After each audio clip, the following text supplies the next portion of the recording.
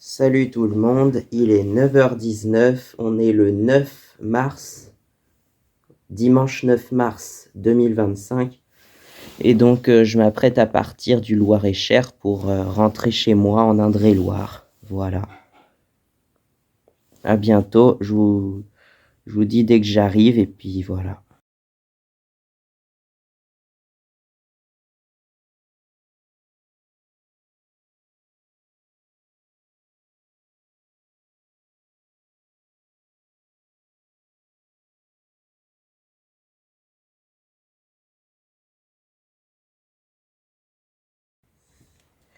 Ça y est, je suis rentré à la maison. Il est 11h46, mais en vrai, ça fait déjà un petit moment que je suis rentré, ça fait déjà, ouais, peut-être 20 minutes maintenant. Mais oui, du coup, j'ai mis presque 2 heures pour faire le trajet. Après, je me suis arrêté chez Dini et j'ai pas pris le trajet le plus court. Je vous mettrai une photo à l'écran, je pense, du trajet que j'ai pu faire. Parce que je suis pas arrivé au bon endroit au début. Au lieu d'arriver sur Épegné-les-Bois, je suis arrivé par une autre petite route qui rejoignait le château de Montpoupon après. Donc j'ai rejoint le château de Montpoupon, le Liège, Saint-Quentin-sur-Indrois et Chédigny, effectivement, puisque Chédigny, c'était sur cette nouvelle route. Et c'est surtout un village qui est assez connu pour ses fleurs. En fait, c'est un village qui est très fleuri et un village carrément classé jardin remarquable, apparemment. Il ne fait pas partie des plus beaux villages de France, mais c'est un village qui est très connu pour ses fleurs et pour ses roses. Alors là, on est début mars, donc il n'y a pas encore grand-chose en fleurs, mais il y a quand même des jacinthes et des jonquilles. Bon, après, à partir de je suis passé par Chambourg-sur-Indre aussi. À partir de Chambourg, il a commencé à pleuvoir un petit peu. Puis, bon, c'était pas des grosses averses non plus, mais c'était des petites gouttes et il y en avait de plus en plus, disons, au fur et à mesure du trajet. Donc, ça va. Je suis pas trop trempé à l'arrivée. C'est comme d'habitude, c'est juste la première couche qui est un peu trempée, mais en dessous, ça va. Je suis arrivé à bon port, comme on dit. Bon, du coup, je suis passé par chez Dini. Je vais vous mettre quelques photos parce que je me suis quand même arrêté un peu me balader dans le village et prendre des photos parce que j'en avais pas beaucoup et je compte faire un, bon, je vais peut-être vous spoiler un peu du coup le top 10, mais un top 10 des plus beaux villages d'Indre-et-Loire. Et dedans, il y aura effectivement Chédigny et Montrésor, sauf que comme Chédigny et Montrésor, c'est assez loin de chez moi, bah je peux pas y aller tous les jours, quoi. Donc, du coup, je vais me servir de photos que j'avais déjà prises avant. Pour Montrésor, il y en a de août 2023, je crois que c'était le 18 août 2023 que j'y suis allé avec mes parents. Et Chédigny, on y est passé le même jour, mais je crois que j'ai pas beaucoup de photos. Par contre, là, j'en ai pris quelques-unes du village, donc voilà. Montrésor. Montrésor, c'est aussi le plus petit chef-lieu de canton d'Indre-et-Loire. Si maintenant c'est peut-être plus, enfin c'est plus un chef-lieu de canton, mais autrefois c'était un chef-lieu de canton et il y a que 300 habitants quoi. Alors que la commune la plus peuplée du canton c'est Genillé qui compte 1500 habitants. Donc Montrésor, j'y suis pas passé. J'ai failli y passer. Je sais plus quand, mais j'y suis pas passé parce que je sais pas, ça m'intéressait pas trop de passer par là, donc je suis passé par Orbigny et Céré-la-Ronde à un moment. Et donc voilà, je vais vous mettre une carte du trajet que j'ai fait. Alors pour ceux qui se posaient la question, cette carte, oui, je l'ai décalquée sur Google Maps, hein, c'est pas moi qui ai tout fait entièrement, parce que sinon ça serait pas avec une telle précision. Là, j'ai pris une image, une capture d'écran de Google Maps entre l'Indre-et-Loire et le Loir-et-Cher, là. Et puis j'ai dessiné par-dessus les frontières départementales que je voyais un peu en pointillé, et puis les villes principales. Après, ce que je fais, c'est que je reprends en calque la carte originale pour les routes, et ensuite je la renlève pour avoir le trajet que j'ai fait.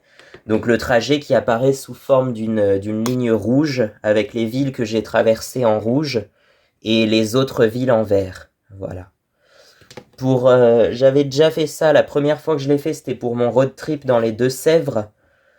Et Donc ça, c'était avec papa, c'était au mois d'octobre, les 3 et 4 octobre 2024. Et j'avais mis les villes importantes mais que j'avais pas traversées, je les avais mis en bleu.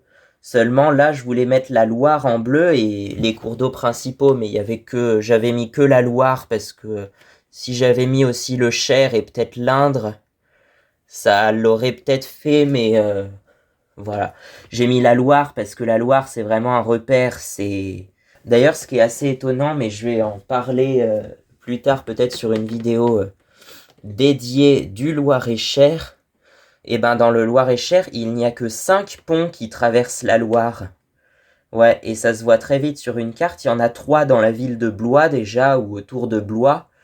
Et les 2 autres se trouvent à Muides-sur-Loire pour rejoindre la ville de Mer et entre Onzain et Chaumont-sur-Loire. Et c'est tout. Il n'y a que ça comme pont sur la Loire. Donc c'est vrai que je pense que le Loir-et-Cher doit être pas mal divisé par contre entre ceux qui vivent au nord de la Loire et au sud de la Loire. Nous, effectivement, la famille de mon père, elle est surtout au sud de la Loire, effectivement, hein. Je disais autour de Montrichard ou entre Montrichard et Blois pour beaucoup. Il y en a beaucoup par là.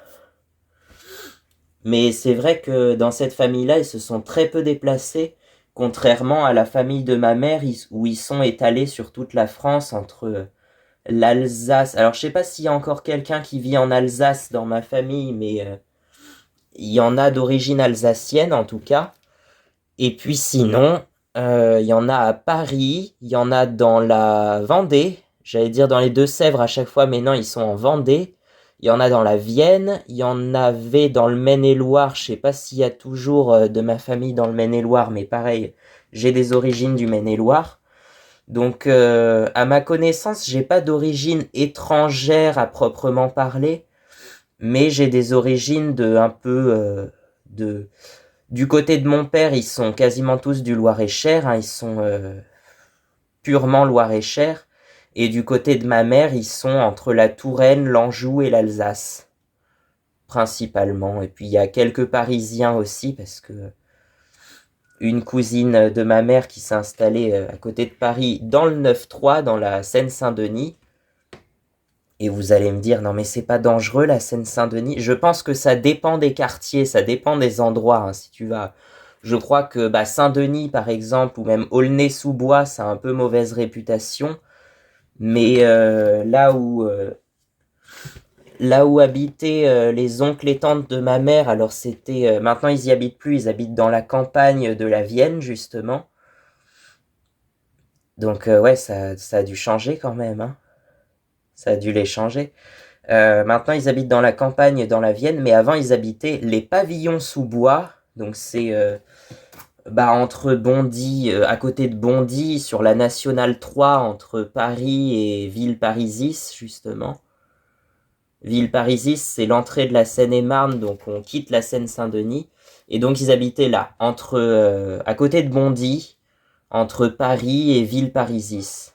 Et donc, il y a toujours leurs filles qui habitent dans le coin, mais sinon, eux, ils se sont déplacés dans la campagne, pas très loin de chez nous, du coup, hein. Bah après, je vais pas dire précisément où ils habitent parce que voilà, ça touche un peu à ma famille, à des trucs intimes, mais pour le Loir-et-Cher, tu vois, des fois, j'ai été un peu embêté à est-ce que je pouvais vraiment parler de certaines villes ou pas. Finalement, je dis que si je parle que de la commune en elle-même, ça doit pas poser souci parce que la commune, c'est quand même assez grand. Enfin, souvent, c'est des communes assez importantes, donc voilà quoi. Il y a plusieurs habitants. Et après, voilà, on donne pas l'adresse précise, on dit juste la commune ou le secteur, quoi. Donc je dis du secteur Montrichard, quoi. Ils sont beaucoup autour de Montrichard. Et on prononce bien le T de Montrichard parce qu'il y en a beaucoup qui disent Montrichard, mais en fait on dit Montrichard. Moi je l'ai toujours entendu comme ça, en tout cas dans ma famille, on a toujours dit Montrichard. Ouais.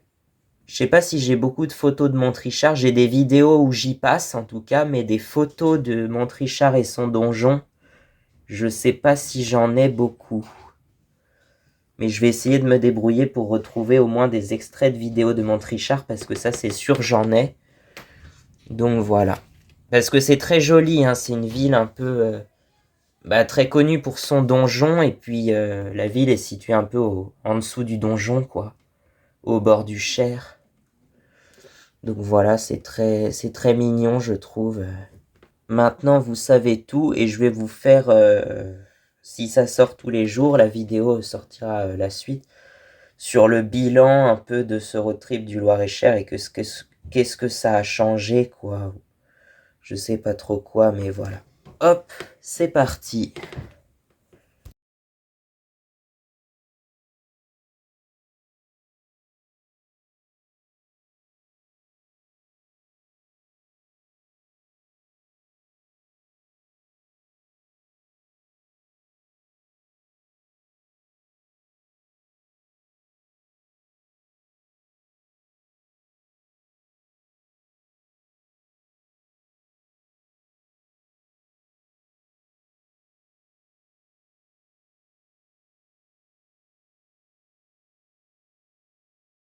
Bon, et ben on va faire tout de suite une présentation du département du Loir-et-Cher, parce que depuis tout le temps j'en parle, mais on va expliquer et présenter le département à ceux qui connaissent pas très bien éventuellement. Le Loir-et-Cher est donc le département numéro 41 dans l'ordre alphabétique des départements français. C'est le numéro 41.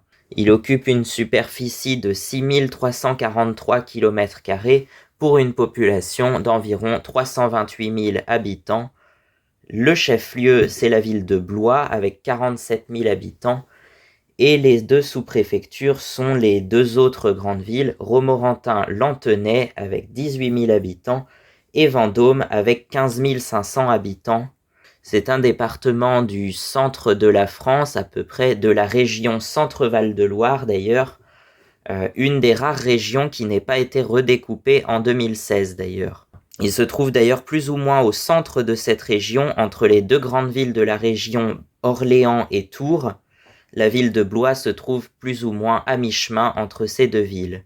Le Loir-et-Cher est un département très boisé, hein, ça saute sur une carte que la moitié du département, la moitié sud-est, se trouve couvert de forêts, ce que l'on appelle la Sologne. La Sologne est une région où donc il y a beaucoup de forêts et on y pratique beaucoup la chasse, hein, c'est vraiment le pays de la chasse en général, la Sologne. Ouais, la Sologne s'étend également sur les départements voisins du Loiret et du Cher, mais elle occupe surtout le Loir-et-Cher.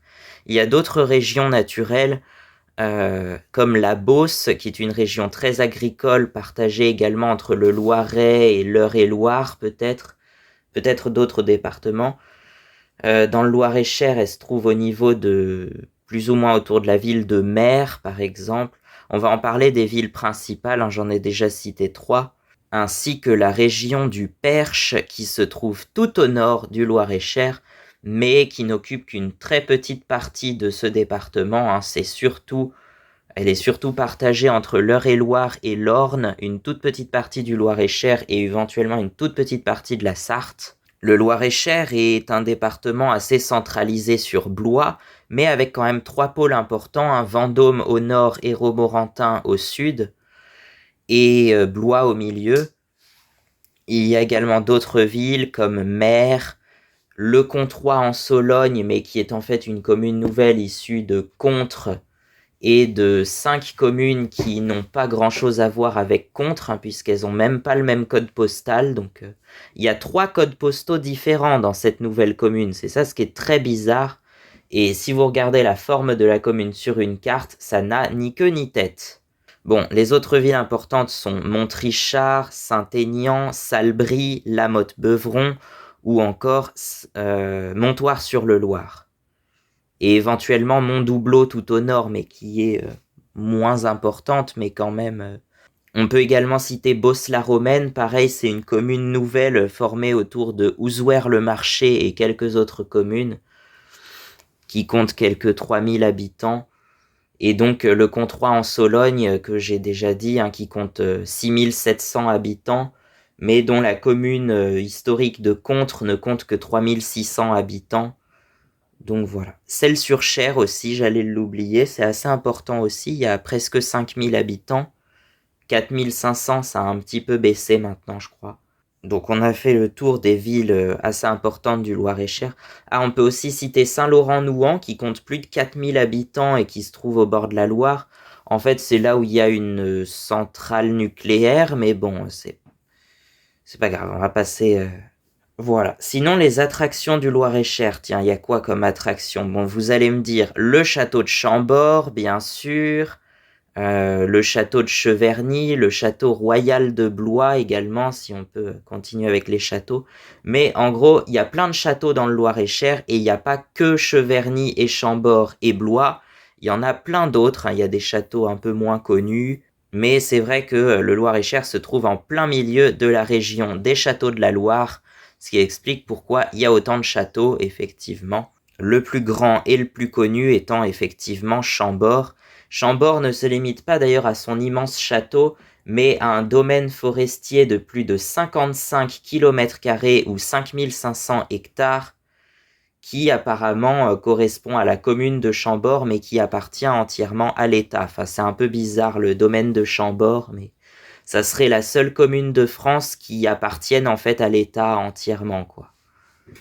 Ouais, sachant qu'il y a à peine 100 habitants dans ce 5500 hectares de forêt, mais il y a quand même un petit village au milieu, donc voilà, au niveau du château.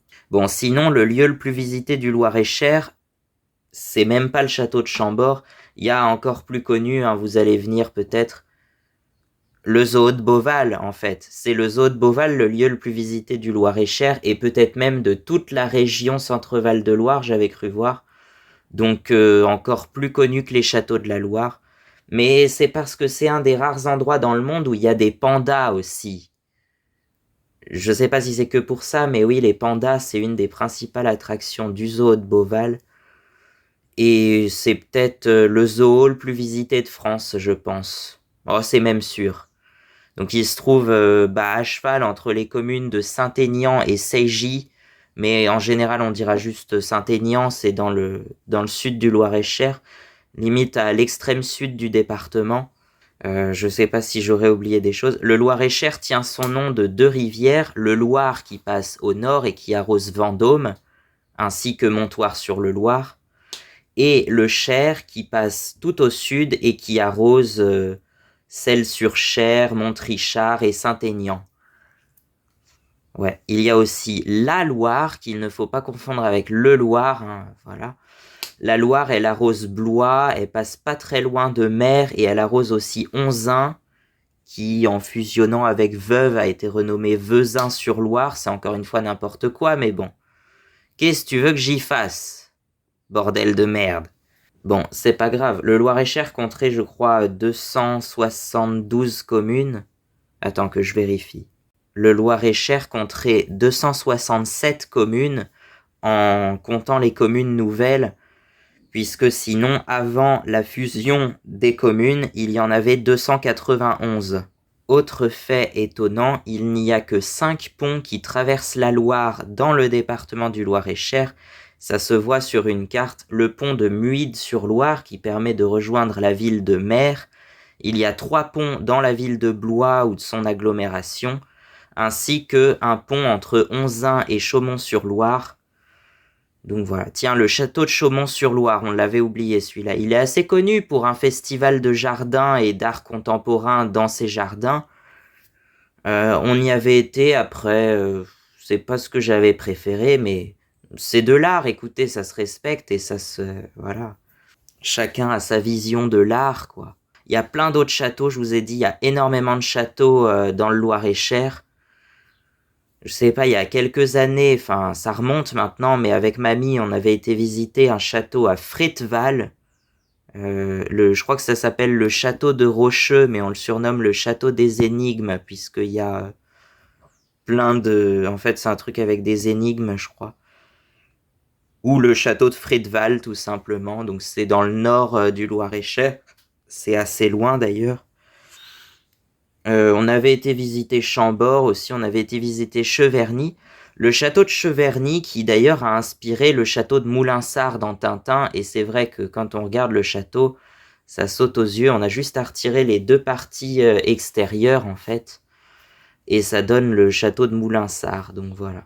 Il y en a plein, il y a le château de Chemery que j'ai pas encore été voir, mais voilà. Le château de Beauregard aussi qui se trouve sur la commune de Célette, qu'il faudrait qu'on y aille puisque j'avais vu un truc je sais plus quoi sur le château de Beauregard. Il y a plein de châteaux, il y en a énormément, on va pas tous les citer. Sinon, des endroits que je vous ai montré pendant mon road trip, bon, il y a la halle de Bracieux qui est magnifique, je trouve. Les ruines romaines de Thésée, par exemple, ça vaut le détour aussi. Les polissoirs de Chissé en Touraine, alors ça j'y étais, mais c'est assez peu connu et c'est un endroit un peu caché, quoi, il faut savoir le trouver. Chissé en Touraine est d'ailleurs la seule commune qui porte le nom Touraine, mais qui ne se trouve pas en Indre-et-Loire, elle se trouve dans le Loir-et-Cher, justement. En fait, c'est parce que la Touraine, on dit souvent la Touraine à la place de l'Indre-et-Loire, ça correspond pas tout à fait à l'Indre-et-Loire, hein, ça débordait sur quelques autres départements, et puis à l'inverse, il y avait quelques communes d'Indre-et-Loire qui appartenaient à l'Anjou, je crois, et pas à la Touraine. L'Anjou, c'est pareil, on dit que ça correspond au Maine-et-Loire, mais c'est pas tout à fait ça non plus. Bon voilà, tout ça pour dire que le Loir-et-Cher, c'est un département moyen, assez rural, au milieu de la France. Bon, un peu comme les clichés, le département est assez connu grâce à une chanson de Michel Delpech sortie en 1977 qui s'appelle simplement Le Loir-et-Cher.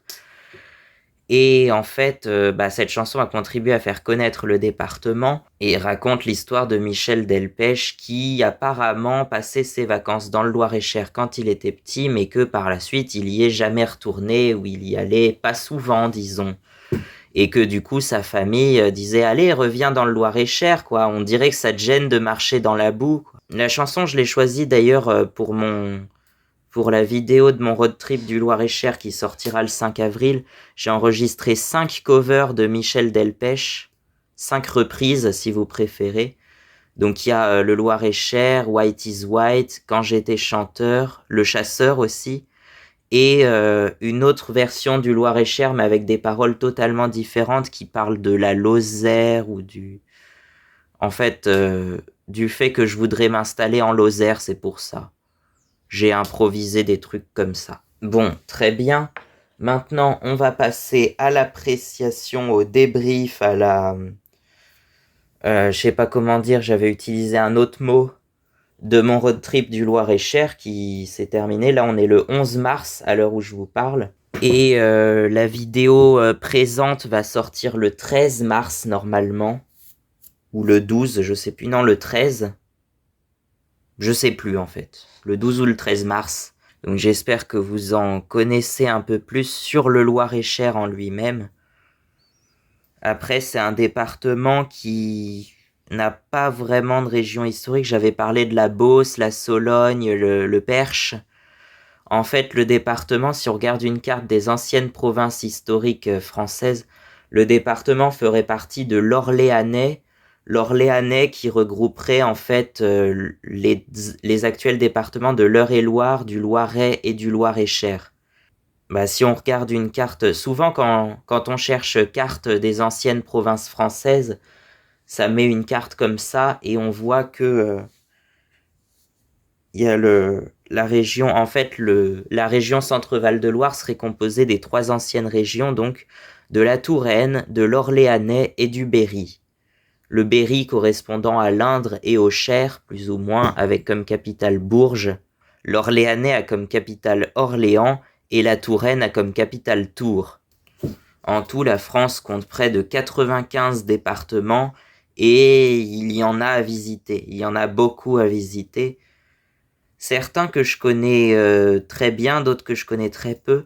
Je dirais que les départements que je connais le moins, je dirais que c'est l'Aube, avec comme chef-lieu Troyes, qui est quand même une ville assez importante, et la Haute-Marne, avec comme chef-lieu Chaumont, mais plus grande ville Saint-Dizier. La Haute-Marne, je pense que c'est le département que je connais le moins. J'ai pas eu trop l'occasion de m'y pencher dessus, donc ces deux départements-là, je dirais que c'est ceux que je connais le moins. Il y a la Haute-Saône que je connais pas bien non plus. La Haute-Saône, à part Vesoul, et on a vu Vesoul, il n'y a pas grand-chose non plus. Enfin, il n'y a pas grand-chose de mon point de vue. En vrai, il peut y avoir plein de trucs. Il y a apparemment une chapelle construite par Le Corbusier en Haute-Saône. Je sais pas, c'est le premier truc qui m'est venu quand j'ai pensé à la Haute-Saône. Alors, il y a certainement plein de trucs importants, mais... Puis dans la Haute-Marne, il y a quoi? Il y a quoi comme lieu important en Haute-Marne? Ah, il y a des sources quand même. Il y a les sources de plusieurs grandes rivières comme la Marne ou encore la Meuse qui se trouvent en Haute-Marne. Et puis dans l'Aube, il y a quoi? Il y a la ville de Troyes qui compte quand même 60 000 habitants, qui est quand même assez importante. Donc voilà, sans plus attendre, on va faire le débrief en quelque sorte, l'appréciation. Comment on dit ça en français? L'appréciation, le bilan. J'avais dit le bilan de mon road trip du Loir-et-Cher, mais je suis pas sûr que ce soit le mot approprié. Enfin voilà quoi. Et on va faire un petit résumé et on va dire ce que j'ai bien aimé quoi, ce que ça a changé, je sais pas trop quoi dire, mais voilà. À tout de suite. Regardez-moi ce beau ciel bleu, ça aurait été dommage de ne pas en profiter, non? Et oui, le ciel, c'est un vrai ciel, hein, il n'est pas retouché, j'ai pas mis un fond bleu ou un tissu bleu derrière. Non, c'est vraiment le ciel. Avec le soleil qui se trouve quelque part par là. Voilà.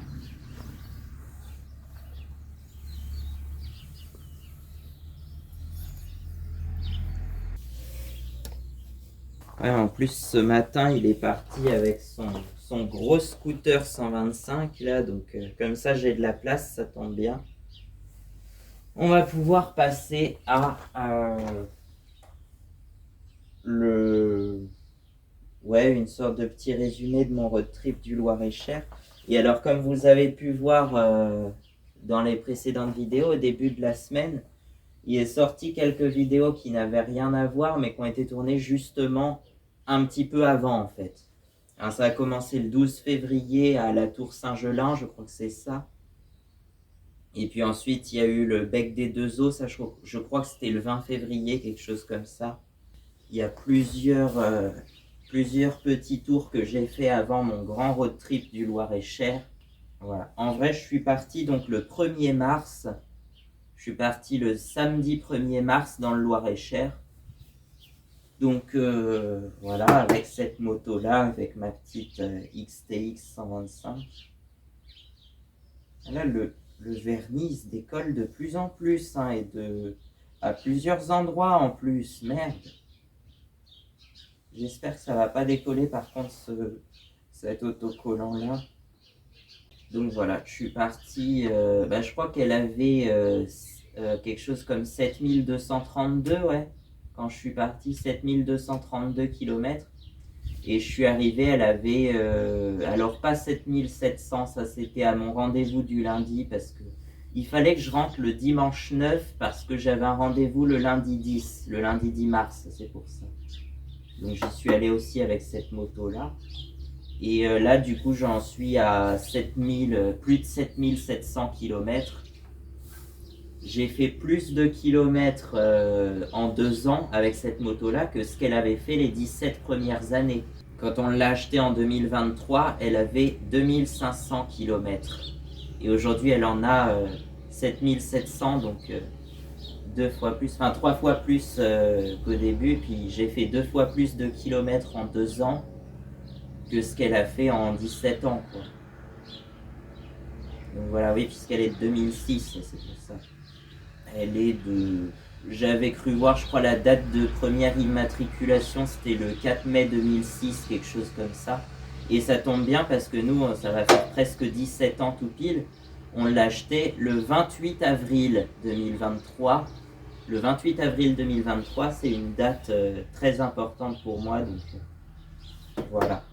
Ça fait depuis le 28 avril Ça va faire presque 2 ans là que je l'ai, ça fait plus d'1 mois que je roule avec, ça fait depuis le 23 janvier que je roule avec. Donc, le 22 janvier, j'ai eu une sorte de permis 125, mais on en reparlera plus tard ou on n'en parlera plus.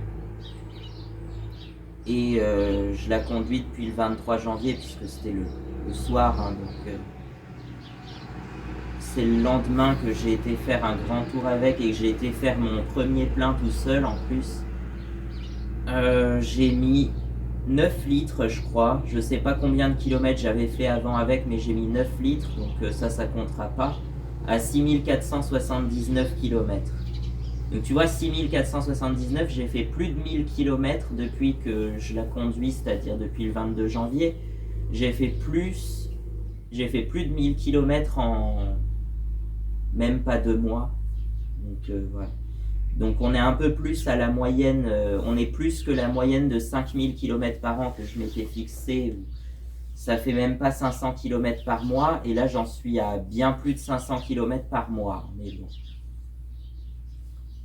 c'est mon véhicule principal, c'est juste que j'espère qu'elle va durer longtemps, quoi, parce que voilà, c'est surtout ça. Après, je m'en fous de faire beaucoup de kilomètres avec, mais c'est vrai qu'au-delà de 5000 km par an, je trouve que c'est beaucoup. Pour le Kisby, on va en parler du Kisby, mais j'avais fait la première année 4000 km, et la deuxième année, j'en avais fait 6000, je crois. La deuxième année, 6000 km. Et la troisième année, 4000 aussi. On était à 14 000 km en 3 ans. Et après, en 6 mois plus tard, j'ai plus trop roulé avec, mais bon. Puis maintenant, je roule plus parce que j'ai la XTX, donc je me sers surtout de celle-là, hein. Voilà, ça faisait longtemps que je la voulais, cette moto, donc... Bon, après, c'est une 125, donc c'est pas extrêmement puissant non plus. Mais disons que j'arrive à monter à 80 km/h à peu près. 90 dans les descentes et 70 dans les montées, ça fait une moyenne de 80. 80 km/h, ouais, sur de la grande route. C'est bien, puis la plupart des routes sont limitées à 80 de toute façon, donc il n'y a pas besoin d'aller plus vite. Et c'est mieux que 48 km/h parce que le Kisby ne voulait pas aller au-dessus de 48, donc c'était long et chiant au bout d'un moment. Par contre, celle-là, elle monte à 80, donc c'est pas mal. Mais après, c'est ce que je disais, je voulais, à l'origine, comme moto, je voulais une 250 cm3. Parce que je voulais pas forcément très puissant, mais je voulais une moto moyenne, quoi. Pour moi, c'est ça, une moto de 3e grade. Je dis de 3e grade parce que les premières, c'est les 50, ensuite, tu as les 125, et après, donc les 250, logiquement. Donc, je voulais une moto comme ça, de 250 cm3. Mais c'est rare, comme la marque de pape, comme on dit. C'est rare à trouver une 250. Il y a eu une YBR 250 par exemple, qui est beaucoup moins connue que la 125, mais elle existe quand même. Et voilà, en fait, il aurait fallu une XT comme ça, comme celle-ci, mais avec un moteur en 250 pour compléter le maillon de la chaîne entre la 125 et la 660. Parce que pour le coup, 660, ça sera trop gros pour moi, hein. Je pense pas que je prendrai une grosse moto comme ça. Par contre, une 250 ou une 300, alors justement, au permis A2, j'ai appris à conduire sur une 300. En fait, c'est une Vosges 300R. Donc, c'est pas ce que je préfère comme moto. Puis surtout, Vosges, c'est pas connu, c'est pas très bien réputé. Il faudrait la même en Yamaha, mais même... en Yamaha, ça serait quoi, la MT300? Alors, il y a une MT-03 en 321 cm3, je crois. Mais c'est un bicylindre. Pourquoi se compliquer à avoir mis un bicylindre alors qu'on peut en avoir qu'un? La Vosges 300, c'est un monocylindre, par exemple. Ouais. Mais je trouve qu'elle ressemble, elle ressemble un peu au MT de Yamaha, tu vois, la MT-03, la 07, la 09. Après, c'est des grosses motos, la 07 et la 09, elles sont en 700 et 850 cm3. Il y a même la MT10 en 1000 cm3 apparemment, qui fait 165 chevaux, j'avais cru voir. Là, c'est énorme, c'est beaucoup trop. Moi, je veux pas ça, je veux 250 cm3 pour 20 à 25 chevaux, quoi, quelque chose comme ça. Et c'est tout. Et une moto qui fasse moins de 150 kg si possible. Mais j'ai trouvé que ça, j'ai trouvé que la XT 125 est pourtant presque la moto idéale. C'est juste que c'est une 125, c'est pas une 250, mais bon. Par contre, des 125, on en trouve à l'appel. Ça, effectivement, il y en a plein. Mais des 250, je comprends pas pourquoi c'est aussi rare, en fait. Entre 125 et 600, il n'y en a pas beaucoup, quoi. Les gens, ils ont tout de suite des 600 cm3, des 600, 700, 800, 1000 cm3. Bon, après, si, vous allez me dire, il y a la WR 250 qui existait en version, je sais pas si elle est toujours produite. Parce qu'à l'origine, c'est une moto cross, mais elle a existé en version street légale, quoi. C'est la WR 250F en version cross, quoi, à l'origine, qui a été déclinée donc en WR 250X en version supermotard et WR 250R en version trail enduro. Mais le problème, c'est que la selle est beaucoup plus haute, mais genre beaucoup plus haute que celle-ci. Celle-ci, elle est déjà haute, hein. Elle fait 83 cm en hauteur de selle, mais la WR, elle fait 93 en hauteur de selle, je crois. Elle est 10 cm plus haute. Donc ça va pas, c'est beaucoup trop haut. Mais sinon, ça aurait bien été. Après, on dit aussi que c'est des moteurs plus pointus et tout ça. Alors, je sais pas si ça l'aurait fait aussi. Moi, il me faut un moteur solide qui est... oui, on dit qu'il y a du couple. Et j'ai jamais vraiment compris ce que c'était le couple, mais je vois à peu près. Mais il faut un moteur qui ait du couple et assez puissant quand même. Donc un gros mono.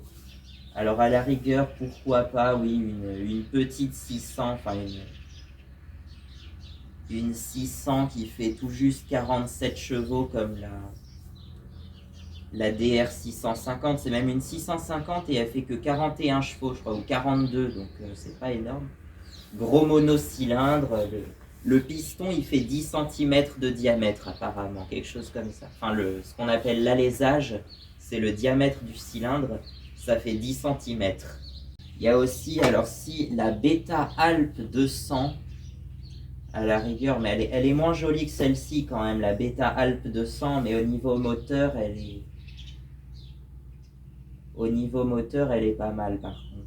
Ça serait apparemment un moteur Suzuki de 200 cm3 et avec aussi le démarrage au kick en plus. Démarrage électrique et démarrage au kick, je crois qu'elle a les deux. Et elle est encore produite aujourd'hui, elle est encore vendue neuve pour 5000 € à peu près, donc c'est un peu cher pour ce que c'est peut-être, mais ça va en fait. Pour une 250, je pense que c'est les prix. C'est le prix hein, pour une 200 cm3 neuve, un peu trail comme ça. Je pense que oui, ça vaut bien 5000 € maintenant. C'était, je crois, 5400, quelque chose comme ça. Et j'en avais vu une. Alors, elle était neuve, elle n'avait jamais été utilisée, mais elle était de 2023. C'était en fin 2024 que j'avais vu ça et elle était de 2023. Ils la vendaient, je crois, 4400 au lieu de 5400, tu vois. Mais après, je sais pas, j'aurais pas mis ce prix-là dans une moto de 150 cc quand même. Quitte à aller chercher plus ancien, mais pour un peu moins cher, tu vois, une des années 2000, ça vaut. Je vais peut-être faire une vidéo là-dessus, mais sur des véhicules des années 2000, ça vaut pas cher en fait. C'est à l'époque où c'est pas encore des véhicules de collection, mais c'est assez ancien pour que personne n'en veuille. Et du coup, ça vaut 1500, 2000 €, pas plus, quoi. Enfin, j'exagère un peu, mais j'ai l'impression que n'importe quel 125 de cette époque-là, ça vaut 1500 € déjà. Il y en a beaucoup autour de 1500.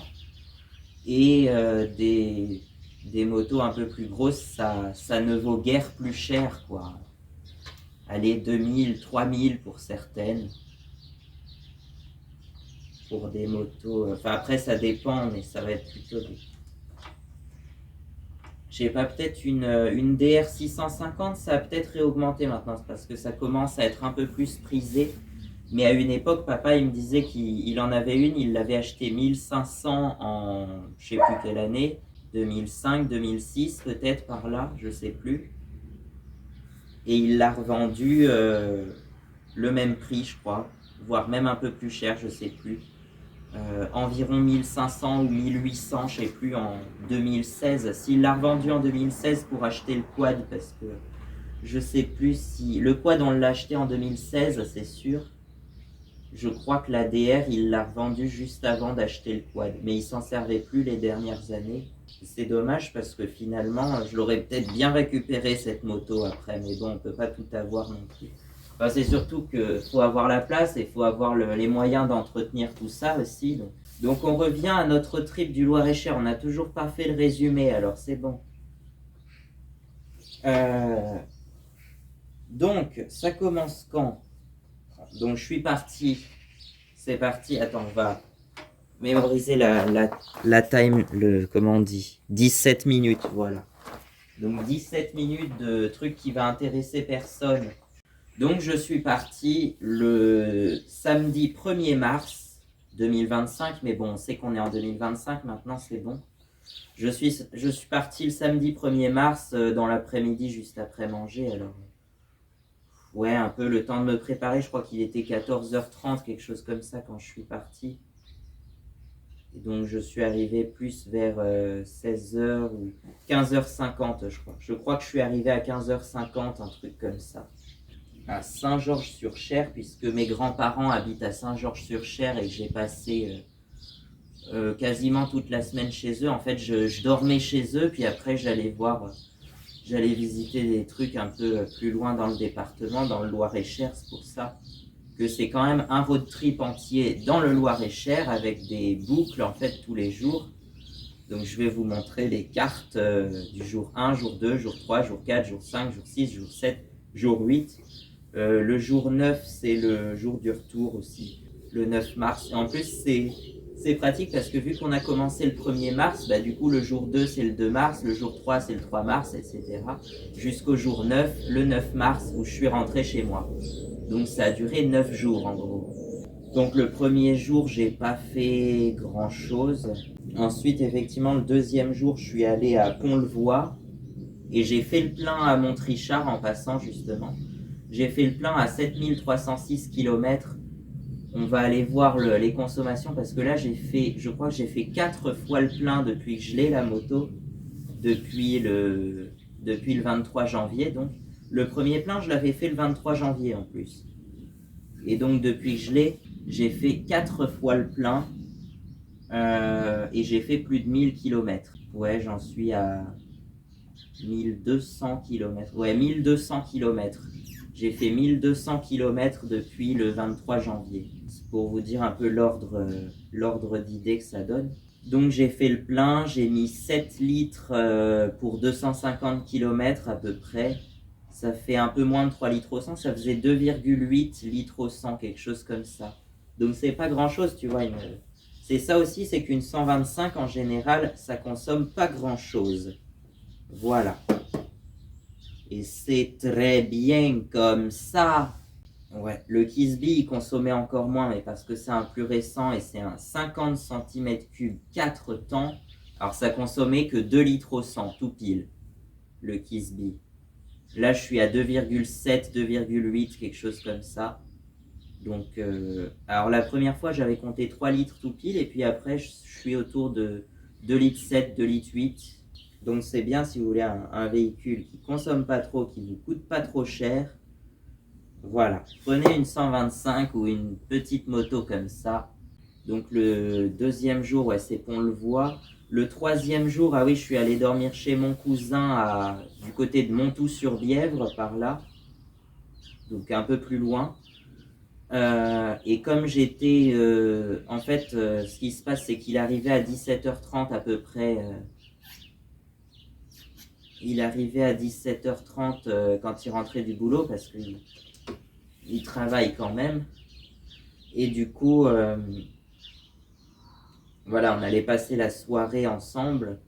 Et puis le lendemain matin, il partait vers 8h. Alors du coup, je suis parti aussi vers 8h, 8h05, 8h10.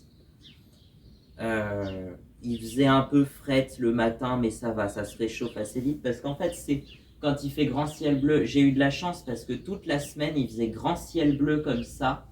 Et souvent, en fait, c'est les nuages qui retiennent la chaleur. Donc en gros, quand il fait grand ciel bleu comme ça, il va faire très froid la nuit et le matin. Et par contre, dans l'après-midi, ça se réchauffe très vite et il fait tout de suite assez chaud. En plein soleil, il fait très chaud alors qu'on n'est que début mars, quoi. Mais là, je suis à l'ombre, alors on a un peu d'air frais, puis il y a une petite brise là. Il y a une petite brise fraîche, donc ça va. Après, je suis très couvert aussi là, mais j'ai pas trop chaud parce qu'il y a une petite brise fraîche quand même.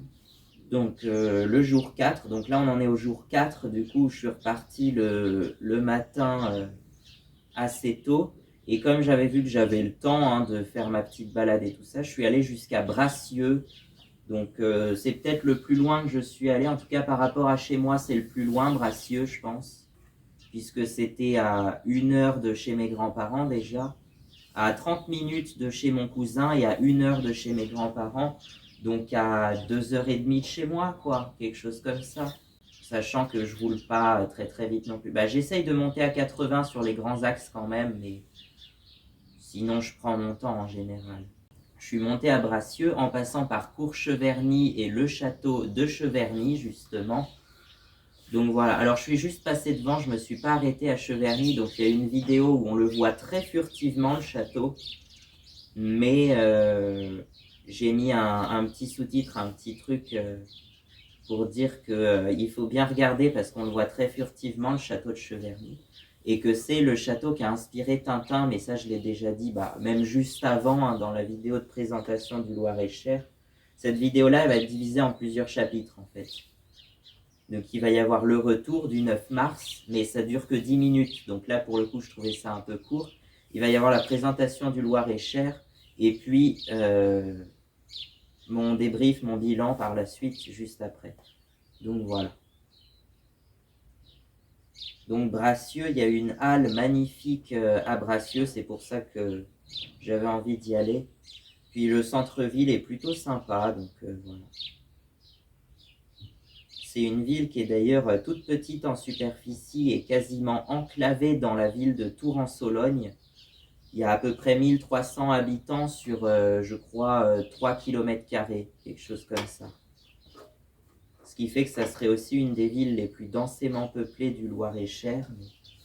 Donc ensuite, je suis reparti par le chemin inverse, par Courcheverny, Fougères-sur-Bièvre aussi. Il y a un petit château sympa, Fougères-sur-Bièvre, tiens, encore un château. Je vous dis, il y a plein de châteaux dans le Loir-et-Cher et il n'y a pas que Cheverny et Chambord, il y en a plein d'autres. Il y a plein de châteaux, il y a Fougères-sur-Bièvre, je ne l'avais pas encore cité, mais est-ce que vous le connaissez celui-là? Ouais, Fougères-sur-Bièvre. Alors aujourd'hui, ça a été rattaché à la commune très bizarre du Controy en Sologne, mais bon, pourquoi pas? C'est très chelou cette commune. Autant ils auraient pu fusionner Fougères, Fin et Ouchamps ensemble, ça posait pas de souci. Mais par contre, Contre, ça reste Contre, et Tenay, ça reste Tenay, ou alors ça fusionne avec Pont-le-Voix si tu veux, puisque c'est juste à côté de Pont-le-Voix. Mais du coup, ça fait 3 codes postaux différents dans cette commune, ça va pas, c'est... Ouais, parce que Contre, c'est 41 700, Tenay, c'est 41 400, et Fougères-sur-Bièvre, Fin et Ouchamps, c'est 41 120. Donc la Sologne, bon, je vous ai déjà expliqué ce que c'est que la Sologne, quand même, c'est une région principalement qui s'étend sur le Loir-et-Cher, mais aussi un peu sur le Loiret et le Cher. Donc ensuite, je suis rentré, après on arrive sur Sambin, Pont-le-Voix, Montrichard, et puis Chissé en Touraine, parce que je voulais pas passer par la grande route, la nationale 76, là, qui fait un peu une voie rapide en dessous de Montrichard, du côté de Favrolles-sur-Cher. Du coup, je suis passé par Chissé en Touraine et j'ai fait un petit détour pour rentrer sur Saint-Georges, mais bon, je trouve que c'est mieux de passer par là. Sinon, j'étais déjà venu en scooter avec le Kisby l'année précédente, en 2024, mars 2024, oui, et en novembre 2022, je crois aussi. en novembre 2022, mais j'étais venu qu'15 jours et j'avais fait un voyage très rapide. Et en mars 2024, par contre, j'étais venu presque une semaine. Peut-être un petit peu moins d'une semaine, je sais plus. Et c'est mon premier grand voyage avec cette moto-là. C'est pas le premier vraiment grand voyage qu'on fait sur plusieurs départements. Ça, c'était avec papa, c'était le road trip dans les Deux-Sèvres les 3 et 4 octobre. Là, on avait fait même 3 départements, mais sur une distance... on avait fait 250 km sur 2 jours quand même. On avait été jusqu'à Secondigny et Parthenay. C'est à côté de Parthenay. D'ailleurs, on avait visité Parthenay. C'était vraiment très joli. Donc, voilà. Et donc, c'était le premier grand voyage qu'on faisait avec la XTX. Et là, c'est le premier que je fais tout seul dans le Loir-et-Cher. Voilà. Le 5, alors le 5, c'était Châteauvieux, je crois que c'est ça. Le jour 5. Donc Châteauvieux, c'est un petit peu après Saint-Aignan. C'est pas loin de Saint-Aignan. Et franchement, ça vaut le détour. Je pensais pas que c'était aussi joli comme village, mais ça vaut le détour. Franchement, en plus, c'est juste à côté du zoo de Beauval, pour vous situer un peu. Alors, j'y suis pas passé sur la route du zoo de Beauval, la D675, parce que je pensais qu'il allait y avoir un peu de monde. Mais pour vous situer, parce que vous saurez peut-être où c'est quand même, c'est pas loin du zoo de Beauval. Châteauvieux, c'est limite juste à côté, quoi. À côté de Saint-Aignan, et le zoo de Beauval, il est sur Saint-Aignan, et je crois un petit peu sur Cégy aussi. Puisque Cégy, c'est une petite commune entre Saint-Aignan et Châteauvieux, justement. Jour 6, on a été... Ah oui, alors là, j'y étais avec mamie, donc en voiture, mais enfin, avec la voiture de mamie. On a été à Amboise, au conservatoire de la confiserie, donc il y a quelques petites photos, mais on n'a pas pu visiter parce qu'il n'y avait pas de visite ce jour-là, je crois. Mais sinon, je reviendrai peut-être en été ou un peu plus tard, je sais pas, où ils font des visites. Mais c'est toujours sympa, il y a plein de confiseries, plein de bonbons, plein de trucs bien sympas. Et tout est fait maison apparemment. Donc voilà. Avec j'ai cru comprendre, des produits qui viennent d'assez proche, d'assez local. Le conservatoire de la confiserie, ça s'appelle, et il y a... je crois qu'il y a des machines qui datent d'il y a plus d'un siècle, hein, effectivement. Il y en a qui sont exposées, il y en a certaines qui sont exposées à l'extérieur de la confiserie, donc on les voit très bien. Et c'est celle-là que j'ai pu prendre en photo, du coup. Et puis dans l'après-midi du même jour, je suis allé à Chissé-en-Touraine, donc au polissoir. Alors là, les polissoirs, faut trouver parce qu'en fait, c'est accessible que par un petit chemin, donc faut faire attention de ne pas glisser en moto, mais ça passe. J'y suis passé, donc ça passe. Voilà. Et les polissoirs, donc ça date du néolithique. Ils disaient entre 2500 et 5200 avant Jésus-Christ. Donc c'était il y a vraiment fort longtemps. Et ça servait donc à polir les pierres, les silex et tout ça, puisqu'on avait appris à l'école que le néolithique, c'est justement l'époque de la pierre polie, les polissoirs. Et en fait, effectivement, c'est des grosses pierres, des gros rochers sur lesquels on voit des traces de frottement, de polissage, d'affûtage un peu. Et puis il y a effectivement, alors le jour 7, on va en être au jour 7. Le jour 7, alors je suis allé, pareil, voir quelque chose d'assez ancien, mais quand même pas aussi ancien que les polissoirs.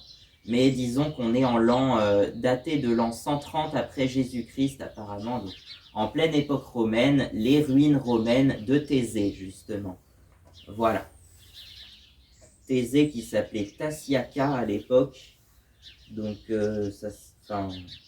oui, si, je pense que ça s'appelait déjà comme ça à l'époque, et Tasiaca, c'est devenu Thésée par la suite. Donc ça se trouve sur Thésée, mais en vrai entre Montoux-sur-Cher et Thésée, quoi, à la frontière entre les deux communes. On les voit très bien depuis la route, donc voilà. Moi, je m'y suis arrêté, j'y suis resté assez longtemps. J'ai fait une vidéo de 1h07 précisément. 1h07 minutes et 0 secondes, quoi. 1h07 minutes tout pile. Et donc on en arrive au jour 8. Le jour 8, c'est l'avant-dernier jour. Alors effectivement, comme j'avais, je vais pas tout dire, mais j'avais un anniversaire dans ma famille, et ben c'était l'occasion de se réunir en famille justement. Et donc on était 14 en tout avec tous les cousins et donc il y avait ma cousine et son mari que je remercie grandement parce qu'ils ont une moto, une Yamaha aussi. Bon, c'est pas tout à fait le même style, hein, vu que c'est la fameuse MT-07 que tout le monde connaît. Mais voilà, ils ont une moto comme ça. Et donc, je leur avais demandé, c'était pas gagné au début parce que je pensais que, vu que je savais qu'elle roulait très peu, voilà. Mais finalement, euh, ils ont accepté de la sortir et l'ont fait pour moi, je pense. Ils sont venus avec pareil, ils sont des environs de Fougères-sur-Bièvre et tout ça, donc ouais, j'aurais pu passer chez eux d'ailleurs quand je suis allé à Bracieux, c'était vraiment pas loin, mais bon. Je pense qu'ils n'étaient pas disponibles ce jour-là. Ils m'avaient répondu qu'ils étaient disponibles le 8 mars, justement. Donc, ils sont venus spécialement pour moi, je pense. Et puis après, on a fait une balade de peut-être bien 40 km avec les deux Yamaha, justement.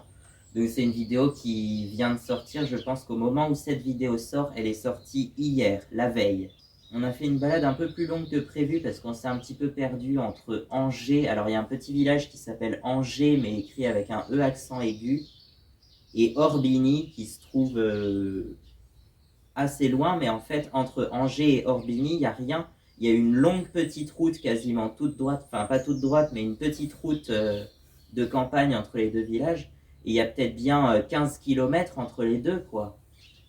Ouais, je dirais quelque chose comme ça. Mais du coup, voilà, on s'est un petit peu perdu, mais on s'est vite retrouvé à Orbigny. Je me suis retrouvé derrière l'église et je me suis dit serrer la ronde, c'est par là, parce qu'il fallait rattraper serrer la ronde pour rentrer. Donc, puis je voulais rattraper serrer la ronde de toute façon. Je me suis juste un peu rallongé. Mais donc voilà, c'était une balade très sympa et j'espère que ça vous plaira.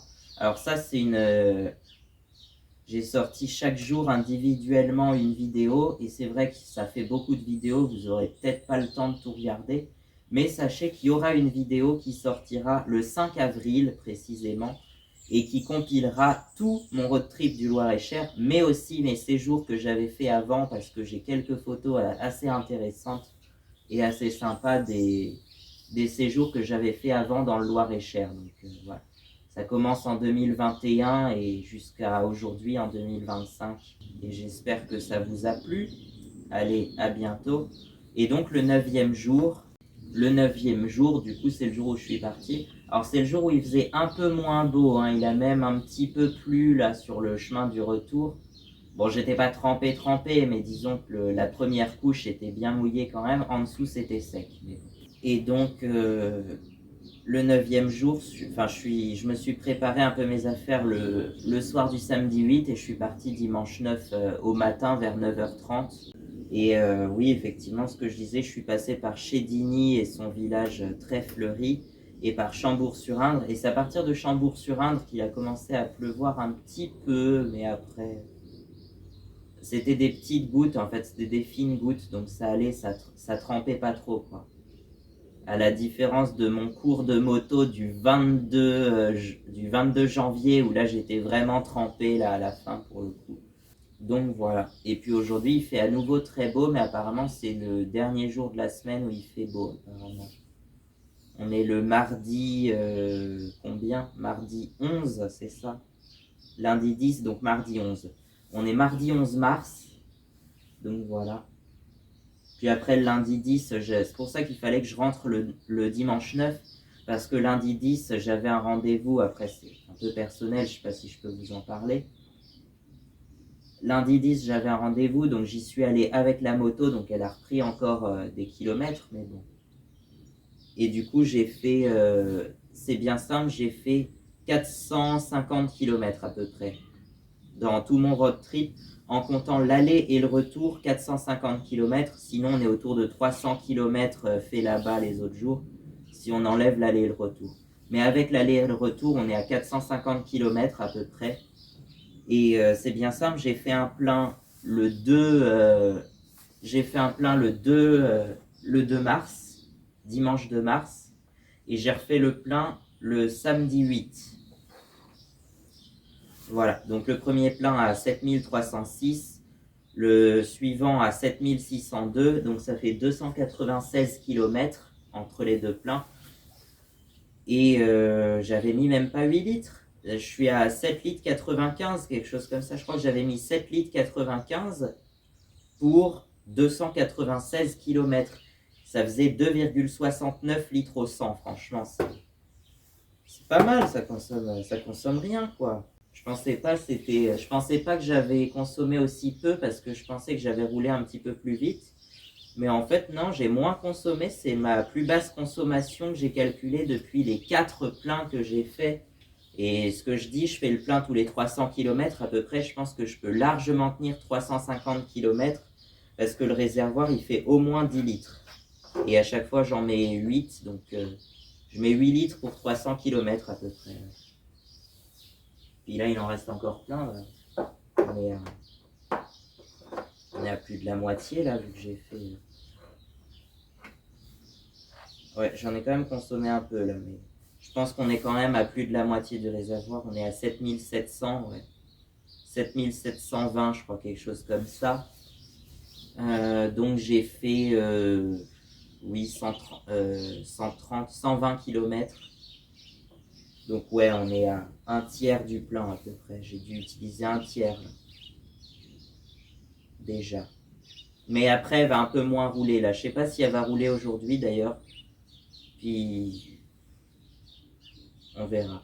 Ça dépendra aussi des rendez-vous que j'ai, puisque si demain j'ai un rendez-vous, donc je pense que je vais y aller en moto aussi. Puis si j'ai d'autres rendez-vous, ça va être la moto de tous mes trajets, je pense, quasiment. Ça va être mon véhicule principal. Après, il faut que j'essaye de me reprendre la 106 en main, parce que j'ai envie de récupérer la 106 quand même. Mais c'est vrai que je suis moins intéressé par les voitures. La 106, c'est une des rares que je trouve sympa et qui m'intéresse bien. Donc, sinon, je sais pas trop quoi choisir comme voiture. Moi, je suis plutôt motard à l'origine et j'aime la mécanique simple, sans électronique superflue, avec juste un châssis et un moteur. Donc, trouver des voitures avec juste un châssis et un moteur, c'est pas si facile. Ou alors, c'est vraiment des voitures très anciennes. Mais la 106, c'est une des dernières voitures simples comme ça. Celle-ci, elle date tout de même de 1998. Donc, mais elle est en très bon état pour une voiture qui a 27 ans maintenant. Elle est en très bon état. Bah, la carrosserie est nickel. Alors s'il y a il y a une petite rayure sur le capot, je crois, où c'est un peu rayé et enfoncé. Mais à part ça, elle est nickel. Il y a peut-être quelques petits enfoncements à certains endroits qui sont très très légers. Ça se voit pas de loin. Et il n'y a aucune égratignure, il n'y a pas de rouille, ou très peu de rouille, je crois juste un petit peu en dessous, mais il y a très peu de rouille. Elle est en très bon état. Apparemment, elle a toujours dormi au garage chez les anciens propriétaires, c'est pour ça. Et elle a bientôt 150 000 km, je voulais être sûr. Elle n'a pas encore 150 000, elle a 149 900 là. Donc voilà, 150 000 en 27 ans, je vous laisse faire le calcul. Ça fait pas tant que ça finalement. Ça fait pas beaucoup, mais ça reste quand même en tout pas mal. Mais en moyenne sur 27 ans, ça fait pas beaucoup de kilomètres finalement. Ça fait, j'avais calculé, je crois, sur 25 ans, parce qu'à l'époque c'était en 2023. J'avais calculé sur 25 ans, 135 000 km, quelque chose comme ça. Ou non, un peu plus. Non, elle avait 135 000 quand je l'ai acheté. Enfin, non, c'est pas moi qui l'ai acheté, c'est papa. Mais en 2022, elle avait 135 000.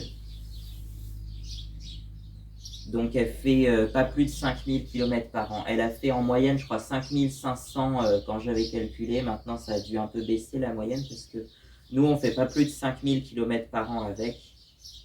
Là, ça fait déjà 3 ans qu'on l'a et on a fait pas plus de à peine 15 000 km, si c'est ça. 15 000 km. Après, papa, il s'en sert beaucoup pour aller au boulot des fois. Et puis, ma sœur, elle s'en sert des fois. Moi, il faudrait que je la reprenne en main et que je m'en serve un peu plus souvent. Mais je préfère y aller en moto, moi. Pour tous les trajets que j'ai à faire, je préfère les faire en moto, moi. Par contre, je partirais bien alors une sorte de road trip ou en vacances un peu plus loin avec la 106, genre en Charente-Maritime ou en Bretagne. J'avais pensé avec papa, faut que ça s'officialise, que ça se concrétise, qu'on fasse ça avec papa, mais partir en Bretagne par exemple, puisque pareil, ma famille du Loir-et-Cher, ils ont une maison en Loire-Atlantique. Et du coup, on ferait une escale là-bas, puis ensuite on partirait un peu plus loin, jusque dans le Finistère, quoi. Ça serait une idée, parce qu'il y a des coins qui sont très beaux en Bretagne, apparemment. C'est vrai que j'avais un peu sous-estimé cette région, mais il y a des coins qui sont magnifiques en Bretagne. Donc ça serait un des prochains carnets de voyage, ça serait la Charente-Maritime, mais je pense pas y aller en moto tout de suite. Et la Bretagne. Donc voilà, j'avais dit en plaisantant que ça serait les carnets de voyage 13 et 14, la Charente-Maritime numéro 13 et la Bretagne numéro 14. Mais il y en a peut-être d'autres à venir encore, donc voilà. Moi j'ai envie de voyager, j'ai envie de découvrir des endroits.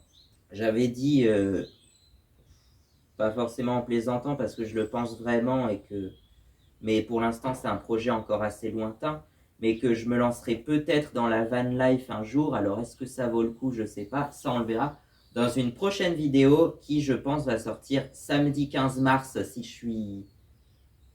je suis prêt, si je l'ai vraiment faite. Samedi 15 mars ou sinon un peu plus tard, on verra. On verra quelle vidéo sera choisie, mais il en faudra une pour le samedi 15 mars, donc voilà. En tout cas, je vous souhaite de vivre votre vie, de faire ce que vous avez envie et ce qui vous plaît en fait, et puis voilà. Faites-vous plaisir, c'est le principal. À bientôt, à plus, et très bonne année 2025. Non, je suis en retard là, on est déjà au mois de mars, donc mais bon. Allez, à bientôt. Et je pense que j'ai encore fait une vidéo beaucoup trop longue, mais c'est pas grave.